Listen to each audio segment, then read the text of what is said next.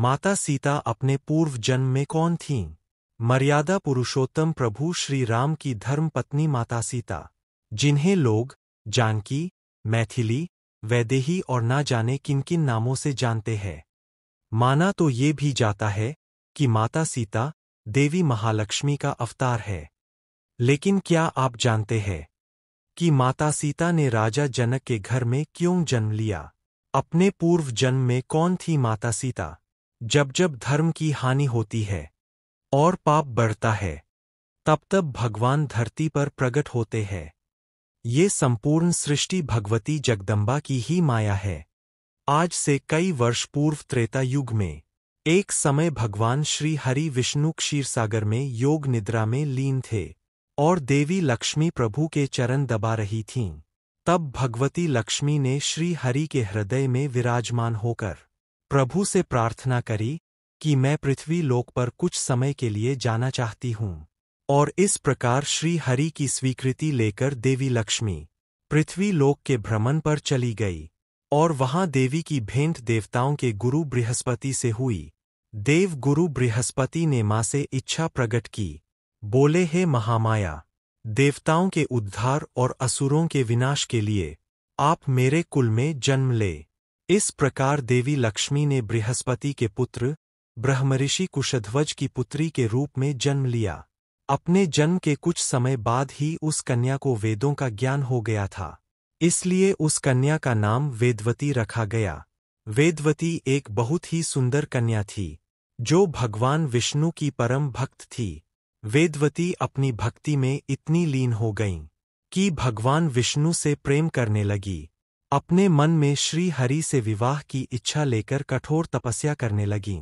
पालनकर्ता श्री हरि ने वेदवती को दर्शन देकर कहा कि इस विष्णु स्वरूप में आपकी यह मनोकामना पूर्ण नहीं कर सकता, किंतु अगले अवतार में मैं आपकी मनोकामना पूर्ण होने का वचन देता हूँ।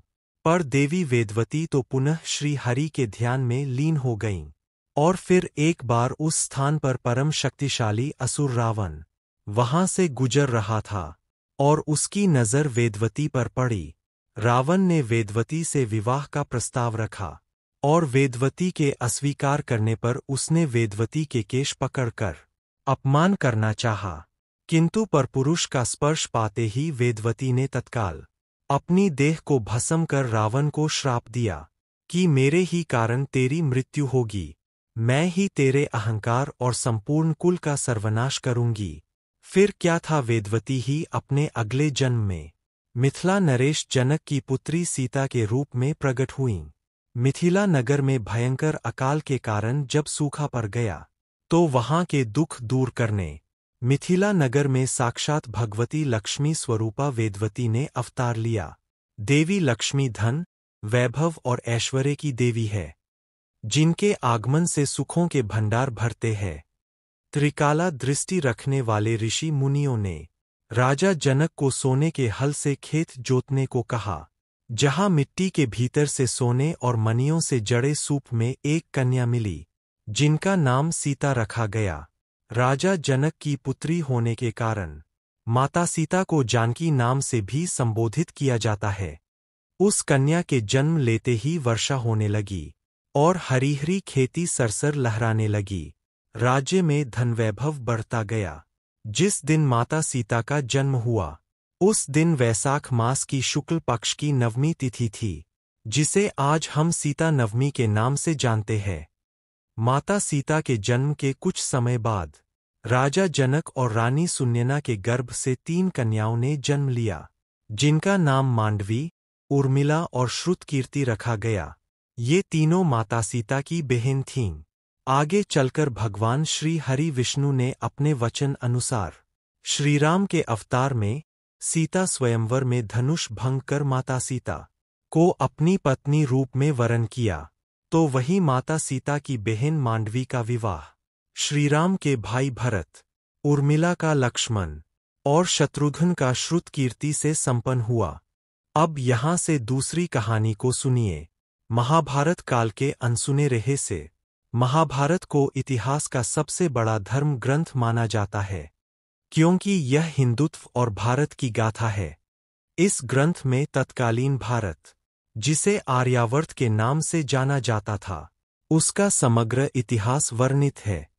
अपने आदर्श पात्रों के सहारे यह हमारे देश के जनजीवन को प्रभावित करता रहा है।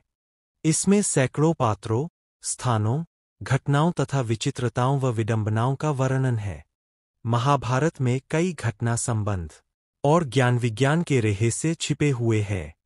महाभारत का हर पात्र महत्वपूर्ण था, चाहे वह कौरव, पांडव, कर्ण और कृष्ण हो, या धृष्टद्युम्न, शल्य, शिखंडी और कृपाचार्य हो। महाभारत सिर्फ योद्धाओं की गाथाओं तक सीमित नहीं है। महाभारत से जुड़े शाप वचन और आशीर्वाद में भी रहस्य छिपे हैं। आज हम महाभारत के कुछ रहस्य के बारे में बात करेंगे। कौरवों के जन्म का रहस्य। कौरवों को कौन नहीं जानता। धृतराष्ट्र और गांधारी के 99 पुत्र और एक पुत्री थीं, जिन्हें कौरव कहा जाता था। कुरु वंश के होने के कारण ये कौरव कहलाए। सभी कौरवों में दुर्योधन सबसे बड़ा था। गांधारी जब गर्भवती थी, तब धृतराष्ट्र ने एक दासी के साथ सहवास किया था, जिसके चलते युयुत्सु नामक पुत्र का जन्म हुआ। इस तरह कौरव 100 हो गए। गांधारी ने वेदव्यास से पुत्रवती होने का वरदान प्राप्त कर लिया। गर्भ धारण के पश्चात भी 2 वर्ष व्यतीत हो गए, किंतु गांधारी का कोई भी संतान उत्पन्न नहीं हुई। इस पर क्रोधवश गांधारी ने अपने पेट पर जोर से मुक्के का प्रहार किया, जिससे उसका गर्भ गिर गया। महर्षि वेदव्यास ने इस घटना को तत्काल ही जान लिया। वे गांधारी के पास आकर बोले, गांधारी, तूने बहुत गलत किया। मेरा दिया हुआ वर कभी मिथ्या नहीं जाता। अब तुम शीघ्र ही 100 कुंड तैयार करवाओ और उनमें घी भरवा दो। महर्षि वेदव्यास ने गांधारी के गर्भ से निकले मांस पिंड पर अभिमंत्रित जल छिड़का, जिससे उस पिंड के अंगूठे के पोरुए के बराबर 100 टुकड़े हो गए। महर्षि वेदव्यास ने उन टुकड़ों को डोट गांधारी के बनवाए हुए 100 कुंडों में रखवा दिया और उन कुंडों को 2 वर्ष पश्चात खोलने का आदेश देकर अपने आश्रम चले गए। 2 वर्ष बाद सबसे पहले कुंड से दुर्योधन की उत्पत्ति हुई। फिर उन कुंडों से धृतराष्ट्र के शेष 99 पुत्र एवं दुश्ला नामक एक कन्या का जन्म हुआ। महाभारत में क्यों विशेष था 18वां अंक। यह माना जाता है कि महाभारत युद्ध में 18 संख्या का बहुत महत्व है। महाभारत की पुस्तक में 18 अध्याय है। कृष्ण ने कुल 18 दिन तक अर्जुन को ज्ञान दिया। गीता में भी 18 अध्याय है। 18 दिन तक ही युद्ध चला। कौरवों और पांडवों की सेना भी कुल 18 अक्षौहिणी सेना थी, जिनमें कौरवों की 11 और पांडवों की 7 अक्षौहिणी सेना थी। इस युद्ध के प्रमुख सूत्रधार भी 18 थे। इस युद्ध में कुल 18 योद्धा ही जीवित बचे थे। सवाल यह उठता है कि सब कुछ 18 की संख्या में ही क्यों होता गया। बर्बरीक का रहस्य। बर्बरीक महान पांडव भीम के पुत्र घटोत्कच और नागकन्या अहिलवती के पुत्र थे। कहीं कहीं पर मुर दैत्य की पुत्री कामकंटकटा के उदर से भी इनके जन्म होने की बात कही गई है। महाभारत का युद्ध जब तय हो गया, तो बर्बरीक ने भी युद्ध में सम्मिलित होने की इच्छा व्यक्त की और मां को हारे हुए पक्ष का साथ देने का वचन दिया। बर्बरीक अपने नीले रंग के घोड़े पर सवार होकर 3 बाण और धनुष के साथ कुरुक्षेत्र की रणभूमि की ओर अग्रसर हुए। बर्बरीक के लिए 3 बाण ही काफी थे, जिसके बल पर वे कौरव और पांडवों की पूरी सेना को समाप्त कर सकते थे। यह जानकर भगवान कृष्ण ने ब्राह्मण के वेश में उनके सामने उपस्थित होकर उनसे दान में छलपूर्वक उनका शीश मांग लिया। बर्बरीक ने कृष्ण से प्रार्थना की कि वे अंत तक युद्ध देखना चाहते हैं। तब कृष्ण ने उनकी यह बात स्वीकार कर ली। फाल्गुन मास की द्वादशी को उन्होंने अपने शीश का दान दिया। भगवान ने उस शीश को अमृत से सींचकर सबसे ऊंची जगह पर रख दिया, ताकि वे महाभारत का युद्ध देख सकें। उनका सिर युद्ध भूमि के समीप ही एक पहाड़ी पर रख दिया गया, जहां से बर्बरीक संपूर्ण युद्ध का जायजा ले सकते थे। नक्षत्रों पर आधारित था ज्योतिष। महाभारत समय के दौर में राशियां नहीं हुआ करती थीं। ज्योतिष 27 नक्षत्रों पर आधारित था, न कि 12 राशियों पर। नक्षत्रों में पहले स्थान पर रोहिणी था, न कि अश्विनी। जैसे जैसे समय गुजरा, विभिन्न सभ्यताओं ने ज्योतिष में प्रयोग किए और चंद्रमा और सूर्य के आधार पर राशियां बनाईं और लोगों का भविष्य बताना शुरू किया।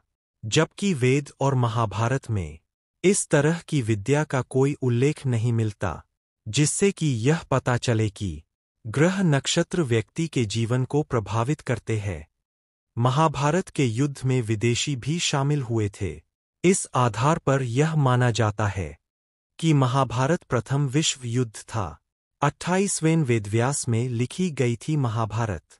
ज्यादातर लोग यह जानते हैं कि महाभारत को वेदव्यास ने लिखा है, लेकिन यह अधूरा सच है। वेदव्यास कोई नाम नहीं, बल्कि एक उपाधि थी जो वेदों का ज्ञान रखने वालों को दी जाती थी। कृष्ण द्वैपायन से पहले 27 वेदव्यास हो चुके थे, जबकि वे खुद 28वें वेदव्यास थे। उनका नाम कृष्ण द्वैपायन इसलिए रखा गया क्योंकि उनका रंग सांवला था और वे एक द्वीप पर जन्मे थे। महाभारत के 3 चरण। वेदव्यास की महाभारत 3 चरणों में लिखी गई। पहले चरण में 8,800 श्लोक, दूसरे चरण में 24,000 और तीसरे चरण में 1,00,000 श्लोक लिखे गए। वेदव्यास की महाभारत के अलावा पुणे की संस्कृत महाभारत सबसे प्रामाणिक मानी जाती है। अंग्रेजी में संपूर्ण महाभारत 2 बार अनुदित की गई थी। पहला अनुवाद 1883 से 1896 के बीच किसारी मोहन गांगुली ने किया था और दूसरा अनुवाद मनमंथनाथ दत्त ने 1895 से 1905 के बीच 100 साल बाद डॉक्टर देब्रॉय ने किया था। तीसरी बार संपूर्ण महाभारत का अंग्रेजी में अनुवाद कर रहे हैं। महाभारत का युद्ध। महाभारत का युद्ध इतिहास के सबसे बड़े धर्मयुद्ध के रूप में देखा जाता है। यह युद्ध हस्तिनापुर के राजा धृतराष्ट्र के पुत्र मोह तथा उनके पुत्रों के अत्यधिक महत्वाकांक्षी होने के कारण लड़ा गया था। कौरव और पांडव आपस में सहोदर भाई थे। महाराजा शांतनु के पुत्र विचित्रवीर्य की भार्या अंबिका के गर्भ से धृतराष्ट्र और अंबालिका के गर्भ से पांडु उत्पन्न हुए। धृतराष्ट्र ने गांधारी के गर्भ से 100 पुत्रों को जन्म दिया। उनमें दुर्योधन सबसे बड़ा था।